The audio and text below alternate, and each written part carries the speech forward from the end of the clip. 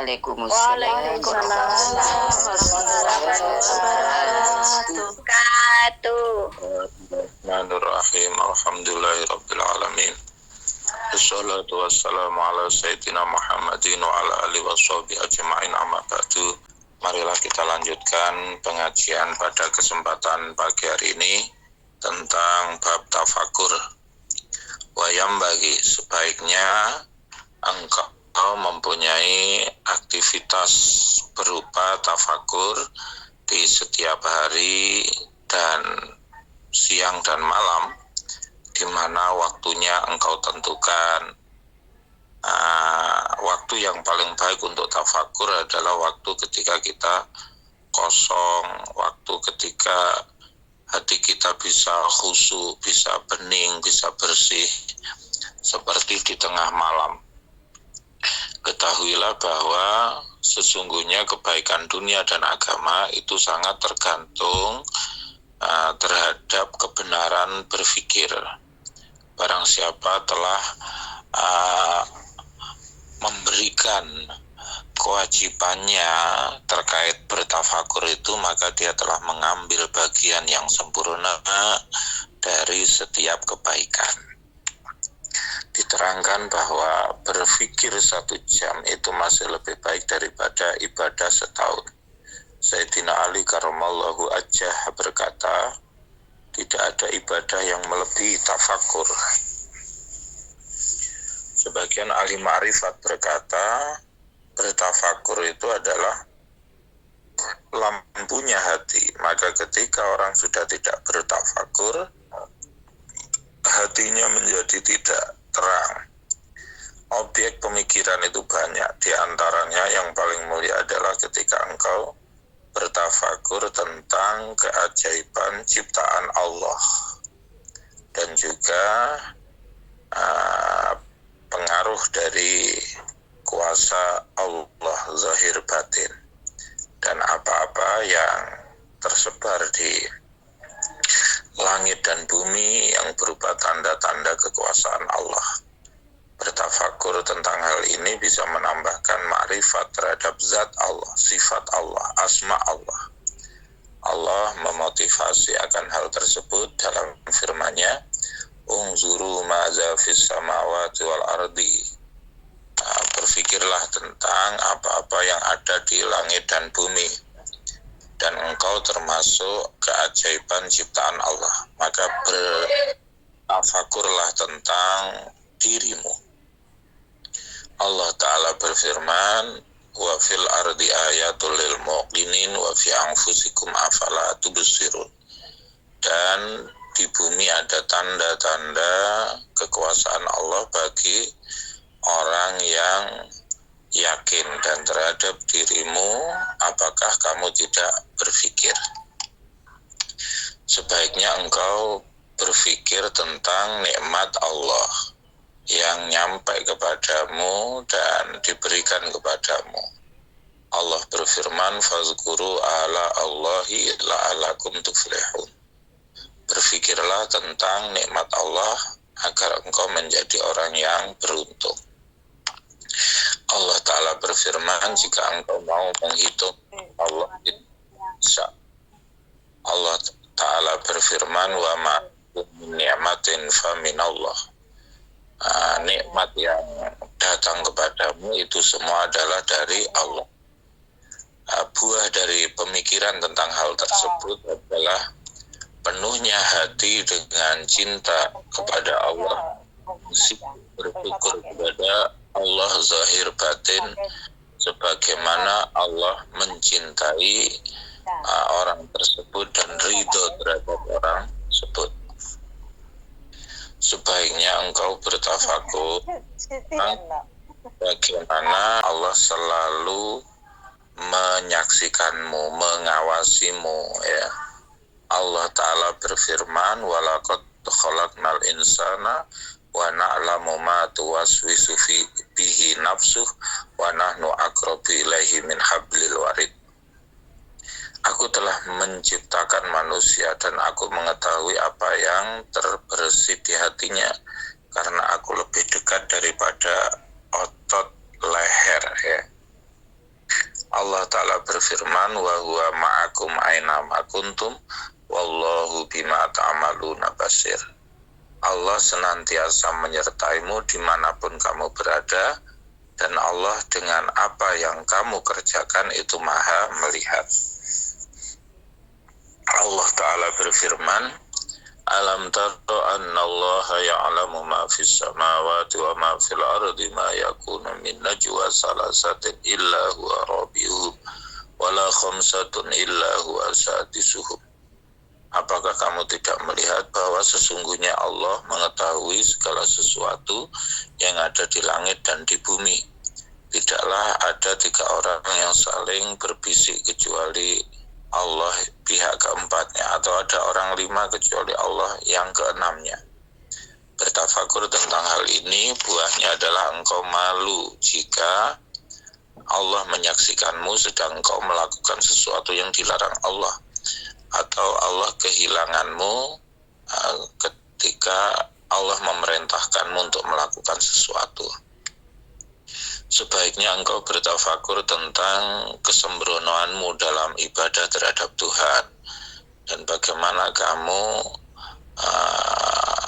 menghadapi murka Allah ketika engkau melakukan sesuatu yang dilarang. Allah Ta'ala berfirman, wa ma khalaqtul jinna wal insa illa liya'budun. Aku tidak menciptakan jin dan manusia kecuali agar beribadah kepadaku. Allah Ta'ala berfirman, afa hasibtum annama khalaqnakum abasa wa annakum ilaina la turja'un. Apakah kamu menyangka bahwa aku menciptakanmu main-main? Oh, tidak, ya. Sesungguhnya engkau akan dikembalikan kepadaku. Allah Ta'ala berfirman, ya ayyuhal insanu ma gharraka bi rabbikal karim. Wahai manusia, apa yang membuatmu tertipu menghadapi luasnya rahmat dari Tuhanmu yang mulia. Allah Ta'ala berfirman, ya ayyuhal insan innaka kadihun ila rabbika kadhan famulaki. Bertafakur tentang hal ini bisa menambahkan engkau semakin khauf kepada Allah dan mendorongmu untuk mencela dirimu sendiri, mempermalukan dirimu sendiri, menjauhi kesembronoan, dan senantiasa bersemangat dalam ketaatan atau kebaikan. Sebaiknya engkau juga bertafakur tentang kehidupan dunia ini dan banyaknya kesibukan dunia, ujian di dunia, cepatnya hilangnya dunia.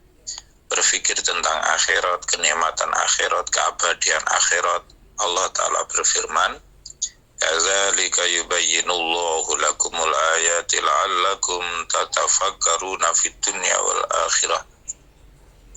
Begitulah Allah menjelaskan kepada kamu sekalian tanda-tanda kekuasaan Allah agar kamu mau berpikir di dunia dan akhirat. Allah Ta'ala berfirman, bal tu'sirunal hayatad dunya wal akhiratu khairu wa abqa. Engkau memilih kehidupan dunia, padahal akhirat itu lebih baik dan lebih abadi. Allah Ta'ala berfirman, wa ma hadhil hayatud dunya illa la'bu wa lahu wa la'ib wa inna darul akhirata lahiyal hayawan law kanu ya'lamun. Tidaklah kehidupan dunia ini kecuali permainan dan senda gurau, dan sesungguhnya kehidupan akhirat itu adalah kehidupan yang sejati, yang sesungguhnya jika mereka mengetahui. Bertafakur tentang hal ini bisa membuahkan zuhud terhadap dunia dan senang terhadap akhirat. Sebaiknya engkau bertafakur tentang bagaimana datangnya mati dan kadang adanya penyesalan setelah mati. Allah Ta'ala berfirman, Qul innal mautal ladzi tafirruna minhu fa innahu mulaqikum summa turadduna ila alimil ghaibi wasyahadati fayunabbiukum bima kuntum ta'malun. Katakanlah sesungguhnya mati yang kamu berusaha lari darinya itu pasti akan bertemu denganmu, kemudian engkau dikembalikan kepada Allah yang maha mengetahui sesuatu yang gaib dan sesuatu yang nampak. Dan akhirnya fayunabbiukum bima kuntum ta'malun. Allah menceritakan kepada kamu sekalian atas apa yang sudah kamu lakukan. Allah Ta'ala berfirman, idza jaa ahadahumul mautu qala rabbirji'uni la'alli a'malu shalihan fima taraktu kalla innaha kalimatun huwa qailuha. Ketika mati datang kepada salah satu di antara mereka, salah satu orang tersebut mengatakan, wahai Tuhanku, kembalikanlah aku akan beramal soleh. Ya. Allah Ta'ala berfirman, hei orang-orang yang beriman, janganlah hartamu, anakmu menyibukkanmu dari berzikir kepada Allah. Sampai firman Allah, wala yu'akhirallahu nafsan idza jaa ajaluha. Allah tidak akan mengakhirkan ajal seseorang. Faedah bertafakur tentang hal ini adalah memendekkan angan-angan, memperbaiki amal, menyiapkan bekal untuk hari kembali. Hendaknya engkau bertafakur tentang akhlak, amal yang bagaimana Allah mensifati walinya dan musuhnya, dan sesuatu yang sudah disiapkan untuk kedua kelompok berupa kebaikan saat ini dan yang akan datang. Allah Ta'ala berfirman, innal abrara lafi na'im wa innal fujjara lafi jahim. Sesungguhnya orang-orang yang baik itu tempatnya di surga Jannatun Na'im. Adapun orang-orang yang tidak baik itu tempatnya di neraka jahim. Allah Ta'ala berfirman, afaman kana mu'minan kaman kana fasiqan la yastawun. Tidak sama orang yang mukmin dan orang yang fasik. Allah Ta'ala berfirman, fa'amma man ata wattaqa wa saddaqa bil husna fasanuyassiruhu lil yusra. Adapun orang yang memberi kemudian bertakwa dan membenarkan kebaikan, maka akan dimudahkan terhadap kemudahan. Allah Ta'ala berfirman, sesungguhnya orang-orang mukmin itu adalah orang yang ketika nama Allah disebut, maka hatinya menjadi takut. Sampai firman Allah, lahum maghfiratu wa rizqun karim.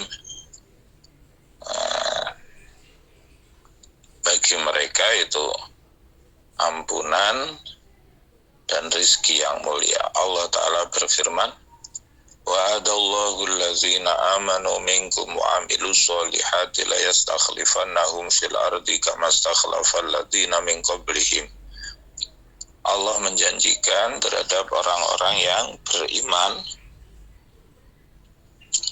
di antara kamu sekalian dan beramal soleh, Allah mengganti kepada mereka. Allah Ta'ala berfirman, fakullan akhuzna bi dzambihi faminhum man arsalna alaihi hasiba wa minhum man akhazathu sayhatu wa minhum man khassafna bil ardo wa minhum man aghraqna wa ma kana Allahu liyazlimahum walakin kanu anfusahum yazlimun.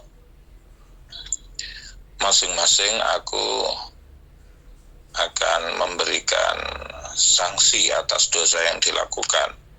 Di antara mereka ada orang yang aku kirim angin, ya, ada orang yang ada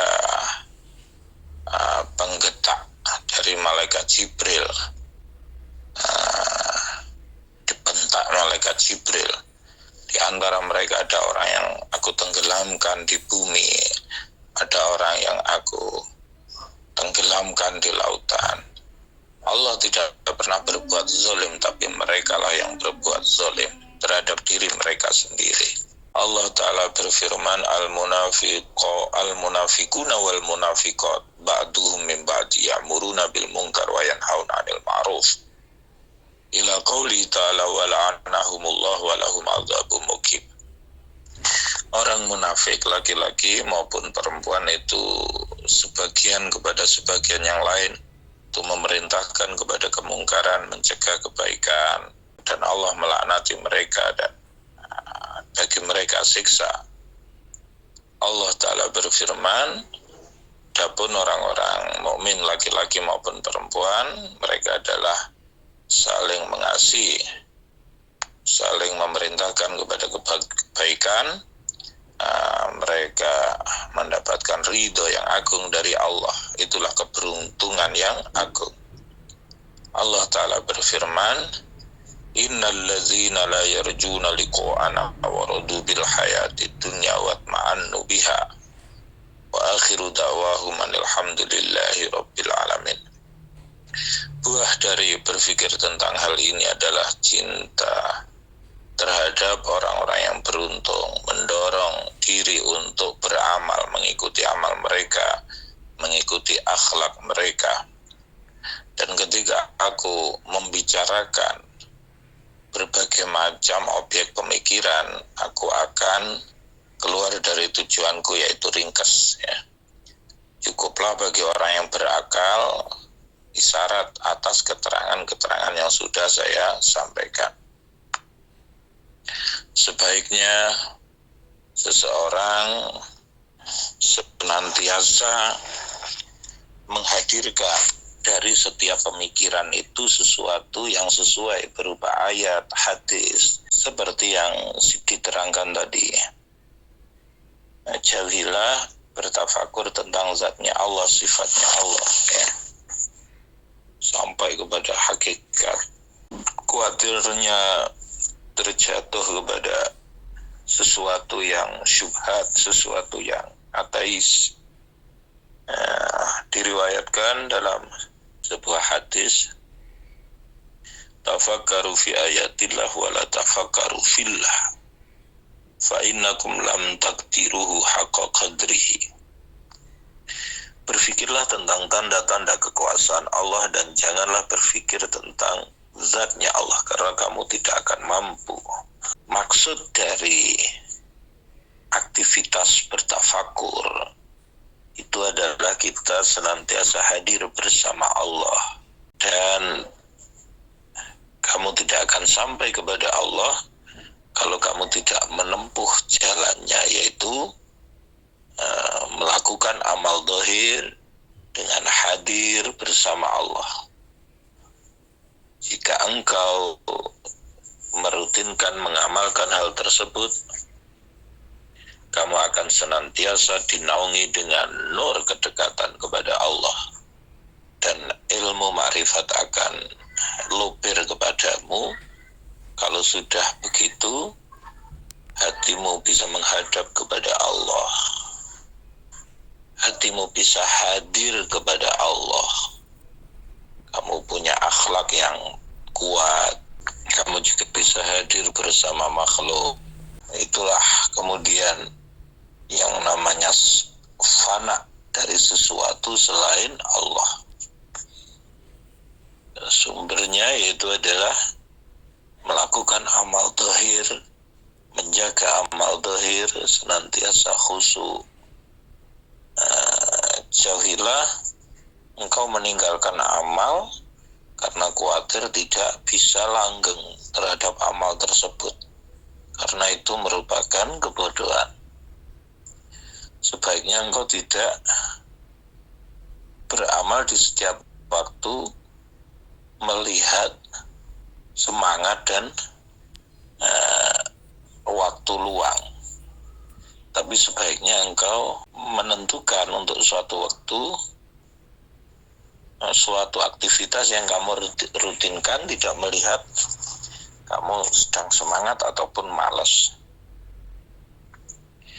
Pasal berikutnya menerangkan tentang ketahuilah bahwa bersegera melakukan kebaikan dan menjaga ibadah, melanggengkan taat itu adalah kebiasaan para nabi, para wali di permulaan mereka dan di puncak mereka, karena mereka adalah makhluk yang paling ma'rifat kepada Allah, maka mereka adalah paling ahli ibadah, paling taat, paling khosyah kepada Allah.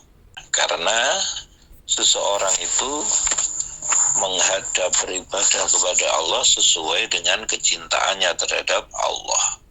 Cinta itu kalau sudah ma'rifat atau kenal, maka ketika seseorang semakin ma'rifat kepada Allah, maka dia semakin cinta kepada Allah dan ibadahnya akan semakin banyak. Tapi kalau engkau disibukkan oleh hal-hal yang bersifat duniawi, mengikuti hawa nafsu, meninggalkan wirid, aktivitas rutin atau beribadah, berusahalah untuk ada waktu khusus untuk Tuhanmu di permulaan siang atau di akhir siang, di mana kamu menyibukkan dengan tasbih, istighfar, dan lain-lain dari suatu taat. Diriwayatkan Allah berfirman dalam hadis qudsi, wahai manusia, jadikan untukku waktu di permulaan siang, waktu di akhir siang, maka aku akan mencukupi bagimu waktu di antara tengah-tengah hal tersebut. Terangkan bahwa buku catatan amal seseorang itu dihadapkan kepada Allah di akhir setiap hari. Jika di awal dan di akhir ada kebaikan, Allah akan berfirman kepada malaikat, hapuslah di antara dua hal tersebut. Itu adalah anugerah Allah kepada kita, kepada manusia, tapi banyak orang yang tidak tahu. Pasal berikutnya, setelah kita membahas tentang tafakur dan pentingnya bersegera melakukan kebaikan, juga menerangkan tentang wa'alaika bitamassuki bil kitab was sunnah. Hendaknya engkau berpegang teguh kepada Al-Quran dan hadis. Itu kira-kira yang bisa saya sampaikan dalam kesempatan pagi hari ini tentang tafakur, tentang pentingnya al-musara'ah ilal khair, bersegera untuk melakukan kebaikan. Dan pada pertemuan berikutnya kita akan membahas tentang pentingnya berpegang kepada Al-Quran dan hadis, dan juga Ahlus Sunnah wal Jamaah. Demikian yang bisa saya sampaikan, kurang lebihnya mohon maaf. Akhiran wallahul muwaffiq ila aqwamit thoriq. Wassalamualaikum warahmatullahi wabarakatuh.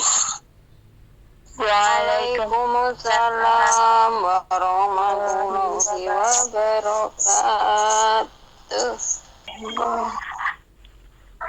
Abah, saya mau bertanya tentang kolektor yang menagih uang, menagih-nagih uang bank itu loh. Kalau kita pinjam di bank pada kolektor. Soalnya ada teman saya itu ada yang melamar seorang kolektor seperti itu. Itu hukumnya ribanya kecipratan atau tidak, Abah? Karena waktu itu saya mendengarkan Ustazah Halimah Halaidrus itu berdakwah bilang kalau tukang jahit itu kalau menjahitkan yang membuka aurat seorang perempuan itu katanya itu tidak boleh, itu haram. Pasti ada imbas dosanya, kecipratan dosanya seperti itu. Kalau bisa yang menutup aurat seperti muslimah, seperti itu, baju muslimah. Nah, ini kalau seorang kolektor itu seperti apa, Abah? Mohon jawabannya. Terima kasih. Bagaimana hukum debt collector ya? Sebenarnya kalau semua orang itu mengamalkan nilai-nilai Islam itu enak. Artinya apa? Artinya kalau memang berhutang, kalau punya uang dan waktunya jatuh tempo ya disaur gitu. tidak harus dioper-oper oleh debt collector ya. Karena kalau dalam hadis disebutkan bahwa matlul ghani zulmun ya. Menunda-nundanya orang yang kaya itu adalah zalim. Artinya apa? Artinya sudah punya kemampuan untuk nyaur utang, tapi tidak disaur-saur ya. Yang membuat orang yang ngutangi itu ngirim debt collector itu karena sudah jatuh tempo tapi tidak nyaur-nyaur. Kalau sudah jauh tempo kemudian nyaur rutin waktunya ya mungkin yang ngutangi tidak sampai tidak sampai ngirim debt collector ya. Bagaimana teman saya itu dilamar orang yang pekerjaannya debt collector. Itu sangat terkait dengan bagaimana kita melihat hukum bank itu sendiri ya itu. Ya, hukum bank itu kan ada ikhtilaf, ada yang haram, ada yang ada yang mubah, ada yang gitu kan. Yaitu kalau yang mengambil hukum yang haram berarti ya haram. Kalau yang mengambil hukum yang mubah ya berarti ya mubah ya. Ya itu sangat terkait dengan bagaimana keyakinan si panjenengan atau teman panjenengan terkait menyikapi hukum bank itu tadi gitu loh. Ya tapi kalau kemudian mungkin panjenengan masih ragu ya, semoga nanti setelah menikah bisa mencari pekerjaan yang lain, mungkin yang lebih baik, yang lebih menenangkan, yang lebih barokah dan lain sebagainya ya. Itu jadi prinsipnya tak ma yuribuka ila ma la yuribuk. Tinggalkanlah sesuatu yang meragukanmu kepada sesuatu yang tidak meragukanmu. Itu jawaban atas pertanyaan barusan dari Ibu Ashifa. Semoga bermanfaat. Ini Abah yang saya tanyakan, bagaimanakah hukumnya menghapus kontak di dalam HP saya seperti itu. Sedangkan orang yang mau saya hapus kontaknya ini ya intinya dulu itu sering pertama menyakiti saya, hutang pun sering nggak membayar hutang seperti itu. Terus saat ditagih pun juga makian dan cacian seperti itu. Akan tetapi ada tapinya, sekarang dia baik sama saya seperti itu. Tapi saya itu masih selalu ingat gitu, ingat masa-masa dia yang seperti itu ke saya seperti itu. Di utang itu ya dia ngerui terus gitu Bapak. Itu bagaimana hukumnya? Jawabannya saya ucapkan terima kasih. Ya, Bu Lulu Malang, bagaimana cara menghapus dari hati orang yang selalu berbuat buruk kepada kita, mungkin diutangi tidak nyaur atau dan tetap masih ngeriwui kita ya. Pada pertemuan sebelumnya saya sudah menerangkan bahwa ma'afa abdun illa zadahullahu izzan.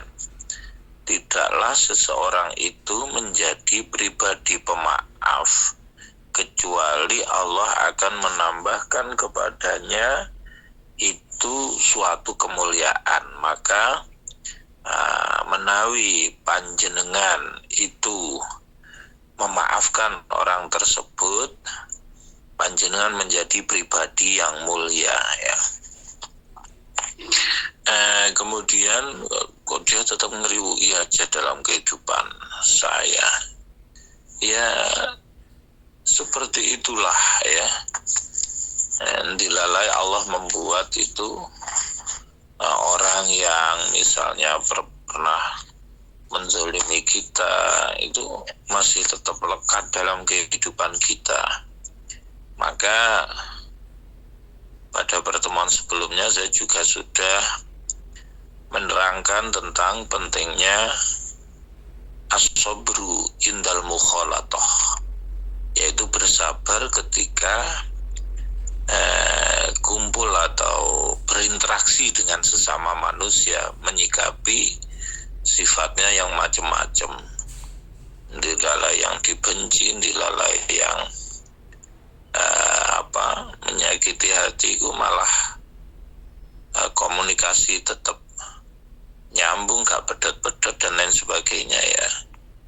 Ya kita profesional saja, sebatas muamalah, tapi yang jelas kita menjadi tahu bahwa orang ini ternyata tidak bisa dipercaya.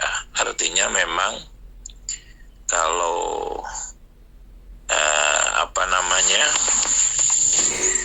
suatu saat ada ulama yang bertanya, kamu mengatakan orang ini, si fulan ini baik, apakah kamu pernah berurusan dengannya terkait dengan uang? Apakah kamu pernah pergi bersama dengannya?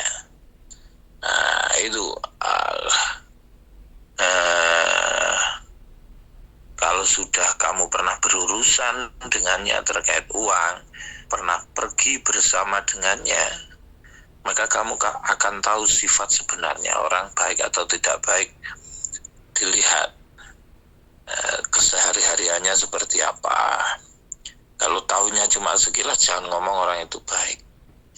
Atau kemudian pernah berurusan tentang uang, wah ternyata tidak amanah orang ini, gak kena dipindoni.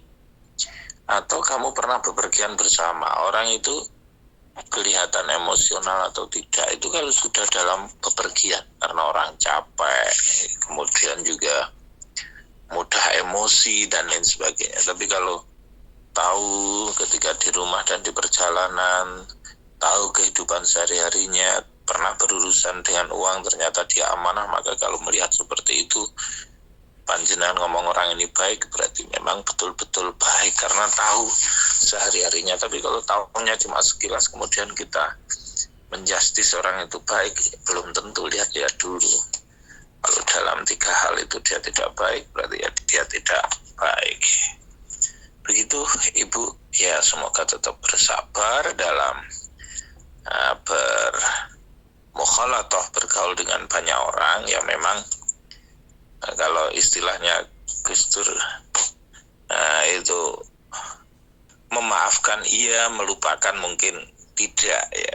Artinya kalau dia pernah punya salah ya iling, tetap iling, tapi kita sudah memaafkan, sehingga dengan itu hati kita menjadi ringan daripada sudah tetap ingat dan tidak memaafkan. Ya hati kita gondok, jengkel terus menerus ya, kita tidak tenang juga menjalani hidup. Begitu Ibu Lulu, semoga bermanfaat. Oke. Pertanyaan dari teman saya, Bah, bagaimana mensikapi orang tua yang suka hutang, Bah? Jadi teman saya ini sudah lama di Taiwan, tapi uangnya dikirimin terus buat bayar hutang. Sudah lunas, terus tanpa sepengetahuan anak itu, ibunya itu utang terus gitu loh, Bah. Sampai ke tetangga juga, sampai dia nggak tahu, sampai utang ke tetangganya sampai 11 juta dan minta dibayarin bulan besok harus lunas, seperti itu, Bah. Terus anak ini kan sudah punya anak juga, terus janda juga, Bah. Jadi bingung gitu loh. Mau nggak kirim uang, takut durhaka seperti itu. Sampai ibunya juga, kamu mau jadi anak durhaka apa nggak mau membantu orang tua, sampai bilang begitu, Bah, orang tuanya. Jadi bagaimana mensikapi orang tua yang suka berhutang seperti itu, Bah? Terima kasih atas jawabannya, Bah. Iza amartukum bisai'in fatu mastatatum. Ketika aku memerintahkan kepadamu sesuatu, maka lakukan semampumu. Artinya, ya kita berbuat baik kepada orang tua itu sudah semestinya, itu bagian dari birrul walidain. Tapi kalau kemudian sudah sampai kepada posisi bahwa wah ternyata memberatkan juga kepada saya, ya, maka disitulah pentingnya bermusyawarah, ya. Ya misalnya disampaikan saja kepada orang tuanya kalau memang dalam penyelesaian hutang itu nanti melibatkan saya untuk melunasinya, mohon kalau mengajukan hutang ya rembukan dulu mak gitu, sehingga kalau misalnya saya bisa membantu sehingga mak tidak harus berhutang kepada tetangga gitu. Sebab kalau saya tidak diajak rembukan tiba-tiba saya langsung dimintai untuk nyauri hutangnya, iya kalau pas saya ada, kalau pas enggak ada gitu kan, saya juga kerepotan juga. Itu pentingnya musyawarah makhoba manistakhara walana timama nistasyara. Tidak rugi orang yang beristikharah, tidak menyesal orang yang bermusyawarah. Prinsipnya adalah bermusyawarah, ya. Itu bisa dipahami. Semoga bermanfaat. Bismillahirrahmanirrahim. Allahumma salli ala Sayyidina Muhammad wa ala ali Sayyidina Muhammad walhamdulillahi rabbil alamin. Allahumma lakal hamdu syukran wa lakal manu fadlan. Allahumma altuf bina fi taysiri kulli asir fa inna taysira kulli asir alika yasir nas'aluka al-yusra wal mu'afata fid dunya wal akhirah. Allahumma sallimna wal muslimin wa afina wal muslimin wa altuf bina wal muslimin واكفنا وإياهم شر مصائب الدنيا والدين. ربنا هب لنا من أزواجنا وذرياتنا قرة أعين واجعلنا للمتقين إماما. اللهم صل على سيدنا محمد بيد جنوى الرزق والفتوحات يا باسط الذي يبسط الرزق لمن يشاء وبسط لنا رزقا من كل جهة من خزائن غيبك بغير منة مخلوق بمهد فضلك يا رحمن. اللهم اغفر لنا ذنوبنا ووالدينا وارحمهما كما ربيانا صغيرا. ربنا آتنا في الدنيا حسنة وفي الآخرة حسنة وقنا عذاب النار. سبحان ربك رب العزة عما يصفون وسلام على المرسلين والحمد لله رب العالمين. أعوذ بالله من الشيطان الرجيم. بسم الله الرحمن الرحيم. الحمد لله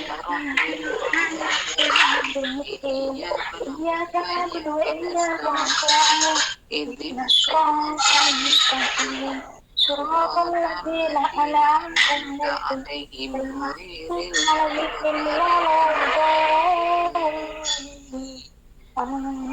يا رب العالمين.